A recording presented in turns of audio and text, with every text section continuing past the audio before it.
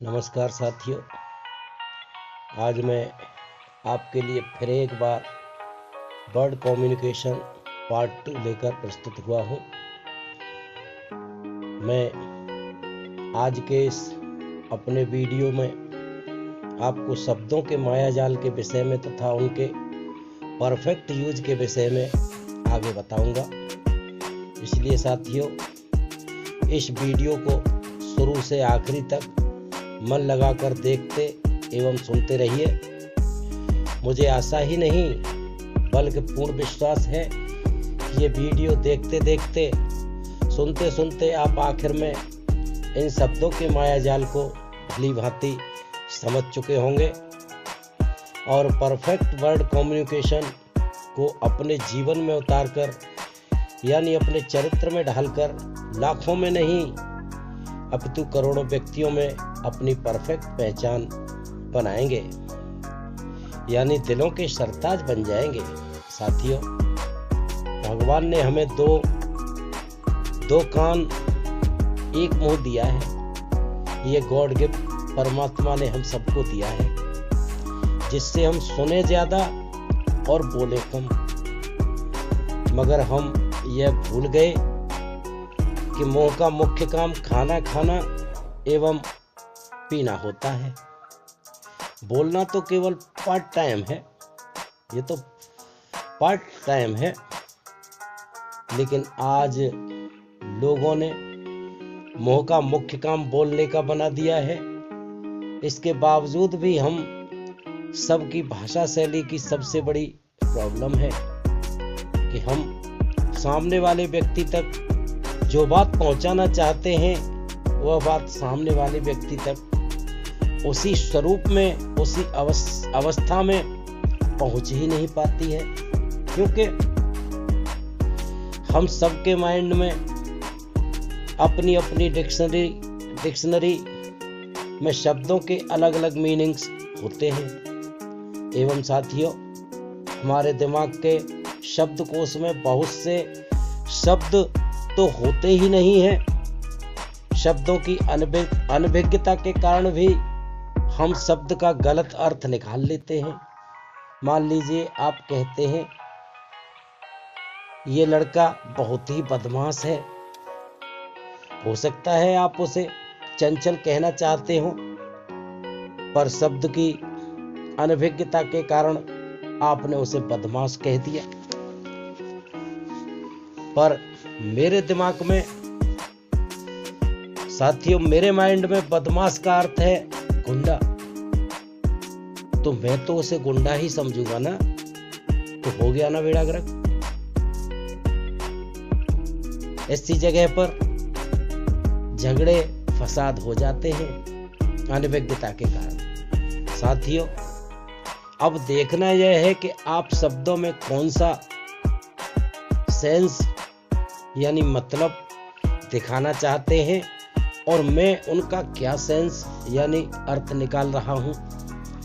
दोनों में बहुत अंतर है साथियों। शब्दों का अर्थ समझकर ही इस्तेमाल करना बेहद ही जरूरी होता है। साथियों, यदि पहले कोई शब्द हमारी समझ में नहीं आता था तो पहले हम डिक्शनरी यानी शब्दकोश में जाके ढूंढते थे, तब कहीं उसका मतलब समझ पाते थे।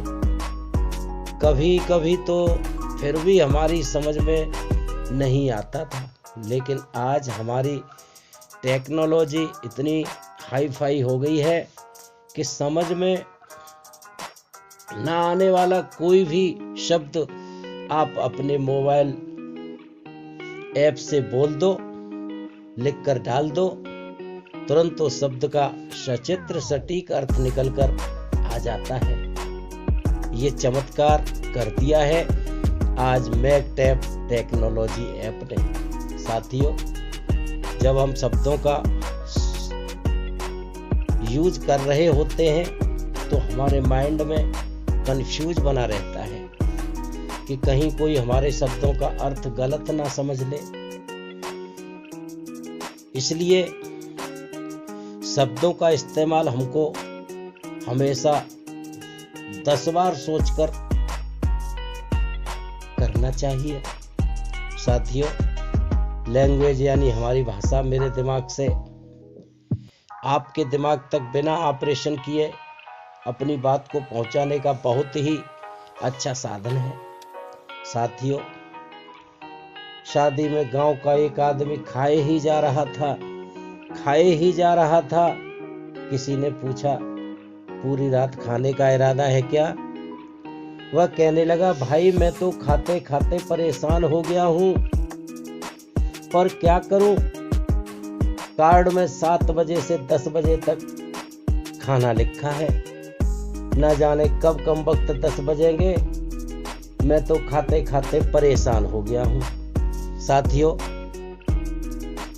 शब्दों का जाल बहुत ही उलझा हुआ होता है, इसलिए हम सबको वर्ड कम्युनिकेशन यानी भाषा एवं शब्दों की सूझबूझ की बहुत ही आवश्यकता है। साथियों, आज मैं आपको इफेक्टिव कम्युनिकेशन के 5 सिद्धांत बताने जा रहा हूं। मुझे उनसे बहुत कुछ बातें सीखने को मिली हैं। मैं आज उनमें से 5 बातें आपसे शेयर करूंगा। साथियों, जब आप ये बातें ध्यान से सुनेंगे तो मुझे पूरा विश्वास है कि आपका वर्ड कम्युनिकेशन भी एकदम से स्ट्रांग बन जाएगा। सबसे पहली बात है, क्या कहा जा रहा है ये कभी इम्पोर्टेंट नहीं होता है, अपितु कौन कह रहा है यह इम्पोर्टेंट होता है। मान लो कोई आपसे कहता है आपका मरना तय है। इम्पोर्टेंट बात यह है कि यह कहने वाला व्यक्ति कौन है। अगर यह बात कोई डॉक्टर कह रहा है तो उसकी बात में दम है। अगर ज्योतिषी कहता है तो उसकी बात सोचने लायक है। लेकिन अगर कोई आपसे यह बात चिढ़कर कह रहा हो तो विशेष ध्यान देने की बात नहीं होती है। कहने वाला कौन है, इससे ही बात की इम्पोर्टेंस बढ़ती है, इससे ही बात की इम्पोर्टेंस तय होती है। सज्जनों, बातें तो वही रहती हैं पर इम्पोर्टेंस बदल जाती है। साथियों, महाभारत के युद्ध में पांडव सेना गुरु द्रोणाचार्य को युद्ध करने से रोकना चाहती थी, मगर वो रोके नहीं रुक रहे थे। तब भगवान श्री कृष्ण ने कहा, इनको जाकर कह दो कि उनका पुत्र अश्वत्थामा मारा गया, झूठ बोल दो। और साथियों, झूठ बोला गया, अश्वत्थामा मारा गया, ये कहा गया। तभी द्रोणाचार्य ने कहा कि मैं यही बात युधिष्ठिर के मुख से सुनना चाहता हूं, क्योंकि सब जानते हैं कि युधिष्ठिर कभी भी झूठ नहीं बोलते। तो भाइयों, कौन कह रहा है ये बात इंपॉर्टेंस रखती है। दूसरी इससे भी जरूरी बात आपको मैं बताना चाहता हूं कि कोई भी बात कहाँ कही जा रही है, स्थान की, जगह की बड़ी ही इंपॉर्टेंस होती है, यानी प्लेस की बहुत बड़ी इंपॉर्टेंस होती है। सज्जनों, अगर किसी लड़की से आप प्रेम करते हैं और उसे डेट पर ले जाना चाहते हैं, तो क्या आप उसे किसी हॉस्पिटल में ले जाना चाहेंगे कि चल यार इस हॉस्पिटल में चलते हैं आईसीयू में, या फिर कहीं शमशान घाट पर ले जाना चाहेंगे कि चल वहीं कोक और पिज्जा मंगाते हैं, वहीं खाएंगे बैठकर। नहीं, ये आप कभी भी नहीं कर सकते और कभी भी नहीं करेंगे, क्योंकि जगह बहुत इंपॉर्टेंस यानी वैल्यू रखती है। जिस जगह पर आप बात बोल रहे हैं उस जगह का रेलिवेंस होता है। आप एक सुंदर सा रेस्टोरेंट चुनेंगे जहां मस्त मस्त म्यूजिक चल रहा हो, माहौल भी रोमांसमय हो, तो बात का वजन और भी बढ़ जाता है और बात करने वाले की भी इम्पोर्टेंस बढ़ जाती है साथियों। जब आप किसी दोस्त से सीक्रेट बात करना चाहते हैं तो दोस्त से बोलते हैं जरा कोने में आ जा भाई। उसे कोने में ले जाते हैं, सब जगह खुल के बात नहीं करते हैं। इसलिए जगह की, प्लेस की बहुत ही इंपॉर्टेंस होती है सज्जनों। फुटपाथ पर कोल्ड ड्रिंक 20 रुपए की मिलती है और 5 स्टार होटल में कोल्ड ड्रिंक 200 रुपए की मिलती है, क्योंकि जगह की बहुत ही इंपॉर्टेंस है सज्जनों।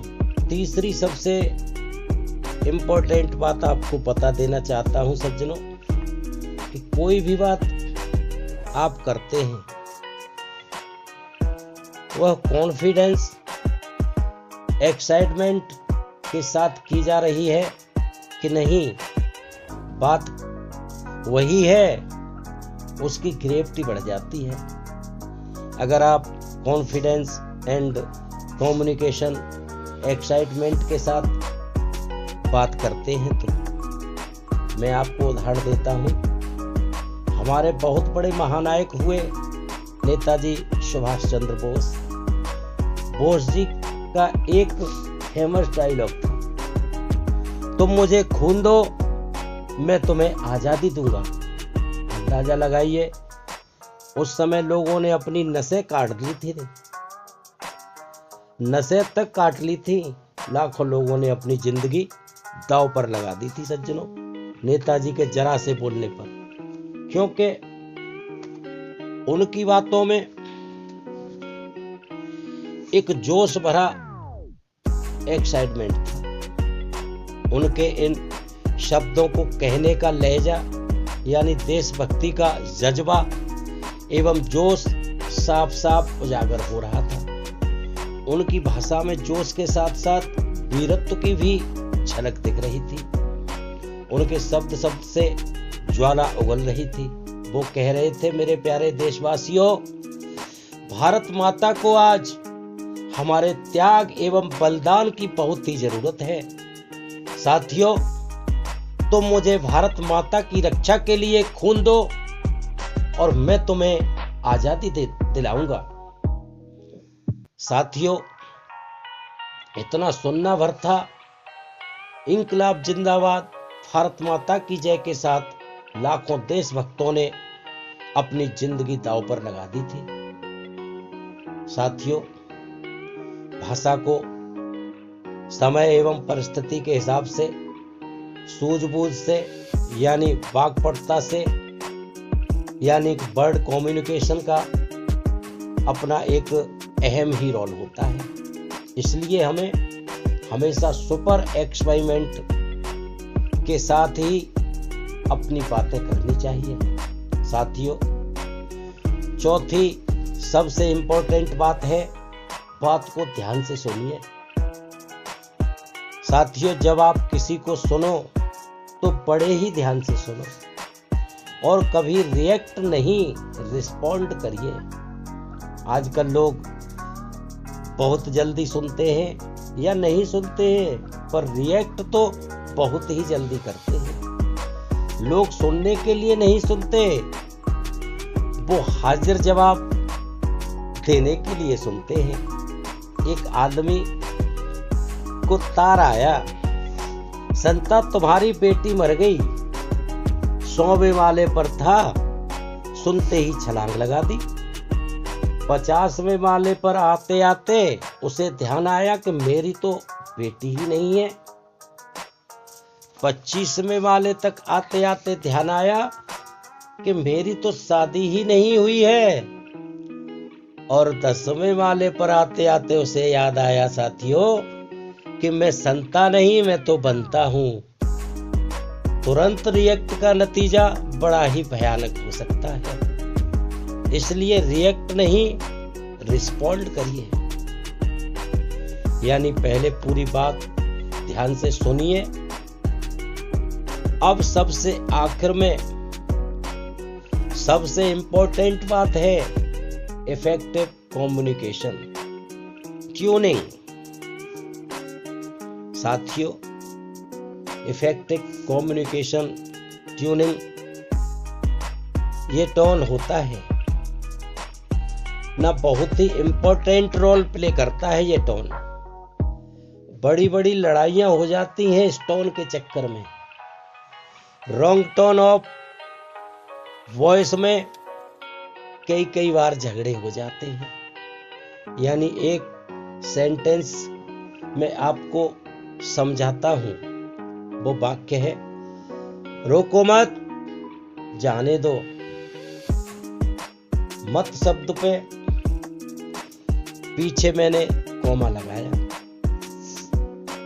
लेकिन अब इसी वाक्य को मैं फिर कुछ इस तरह से बोलूं, रोको मत जाने दो, उस वाक्य के मायने ही बदल जाते हैं। सेंटेंस ही एकदम से नेगेटिव हो जाता है।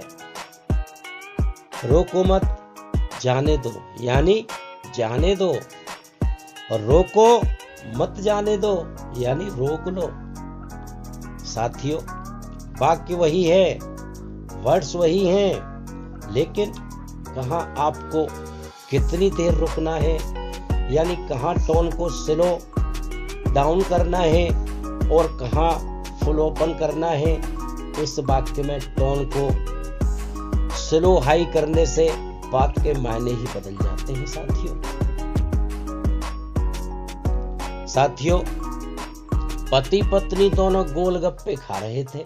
कुछ गोलगप्पों को खाकर पत्नी पति की ओर देखने लगी, तो पति ने झट से बोल दिया, नागिन खा ले।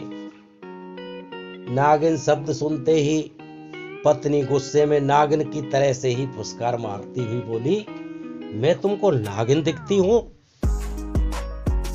पति बोला, मैंने कब कहा नागिन तुम्हें? पति बोला, डार्लिंग मैं कह रहा था ना कि गिन मत खाती रहे, नागिन गिन मत, खा ले खाती रहे। तो साथियों, बिना वर्ड कम्युनिकेशन यानी सेंटेंस को बिना वर्ड सेटिंग के बोलना, यानी छोटी छोटी कोमा डंडा को आगे पीछे करने से, यानी बोलने से, टोन को स्लो हाई करने से बात का मायना ही बदल जाता है। साथियों, कम्युनिकेशन एवं टोन हमारी लाइफ में बहुत ही इंपॉर्टेंट रोल प्ले करती है। सज्जनों, अक्सर दो लोगों की बातचीत के बीच में वर्ड कम्युनिकेशन टोन का बहुत ही महत्व होता है। सज्जनों, अक्सर लोग गुप्त यानी सीक्रेट बातों को स्लो टोन पर एकांत में ले जाकर ही गुप्त बात करना पसंद करते हैं। साथियों, उम्मीद करता हूं ये वीडियो आपको जरूर समझ आया होगा, मगर साथियों पसंद आया हो तो वीडियो को लाइक शेयर सब्सक्राइब अवश्य कर दिया करें, बेल आइकन भी प्रेस कर दिया करें, जिससे मेरी प्रत्येक वीडियो आप तक सर्वप्रथम पहुंच सके। साथियों, आगे अगले वीडियो में कुछ ऐसी ही अन्य आवश्यक जानकारी के साथ फिर आऊंगा। तब तक बेहतर रहिए, खुश रहिए। जय हिंद, जय भारत, जय श्री राम।